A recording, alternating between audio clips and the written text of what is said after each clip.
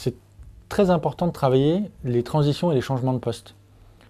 De pourquoi j'ai changé de poste à tel moment, pourquoi j'ai changé de poste à tel moment. Pourquoi c'est important? Parce que ce sont ces transitions qui donneront la crédibilité à votre motivation actuelle.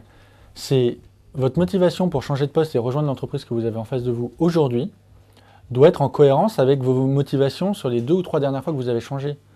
Si à chaque fois vous changez pour une raison qui est de gagner plus d'argent et que tout d'un coup vous changez pour faire du social, ça paraît bizarre. Donc vos transitions sont des moments très importants qu'analysent beaucoup les recruteurs et que passent sous silence trop souvent les candidats. Il y a 2 raisons majeures à ça. La première, c'est qu'il n'a pas forcément conscience de pourquoi il a changé à ce moment-là, c'est-à-dire les raisons profondes qui ont fait qu'il a changé à ce moment-là. La deuxième, c'est qu'il n'a pas l'impression que c'est important pour le recruteur. Que le recruteur, il attend surtout des informations sur ce qu'il a fait opérationnellement. Mais le recruteur est très intéressé par ces transitions parce que ça explique qui vous êtes, ce que vous faites et dans quel état d'esprit vous le faites. Pour illustrer le premier point, de ne pas toujours savoir pourquoi on change. Parce qu'on ne se pose pas forcément la question. Moi, j'ai une anecdote par exemple, c'est une candidate qui a fait un 3e cycle dans ses études et qui m'explique, et voilà, dans mon 3e cycle, je suis parti dans une université suédoise. Je dis, mais pourquoi? Ben comme ça, j'avais envie de partir en Suède. Bon. On va donc chercher le pourquoi. On va faire de la maïotique, on va faire accoucher le pourquoi.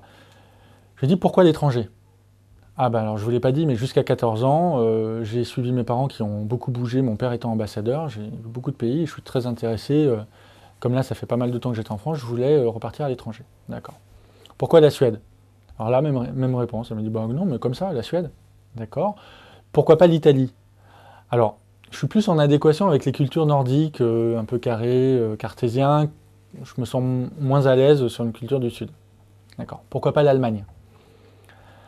Alors, dans mes déplacements jusqu'à mes 14 ans, j'ai surtout été dans des grands espaces, en Nouvelle-Calédonie. Et dans l'idéal, moi, ma vie, elle est dans une forêt. Donc c'est d'ailleurs pour ça, et c'est une candidate qui essayait de se repositionner dans le monde de l'éolien, c'est d'ailleurs pour ça que je cherche dans le développement durable, dans l'éolien. D'accord? Pourquoi pas la Norvège? Ben, j'ai postulé en Norvège. Cependant, la seule université qui acceptait de prendre en charge mes frais d'université, c'était l'université suédoise. Je dis, ben voilà. Ayant beaucoup bougé dans mon enfance, je suis très intéressé par les expériences internationales. Me sentant plus proche des cultures nordiques, j'ai ciblé des pays au nord de l'Europe. Et aimant plus particulièrement les grands espaces et la nature, je me suis concentré sur la Suède et la Norvège. Ceux qui ont accepté de financer mes frais de scolarité, c'était quelque chose d'important pour moi. C'était les Suédois. Je suis donc allé dans l'université Intel en Suède.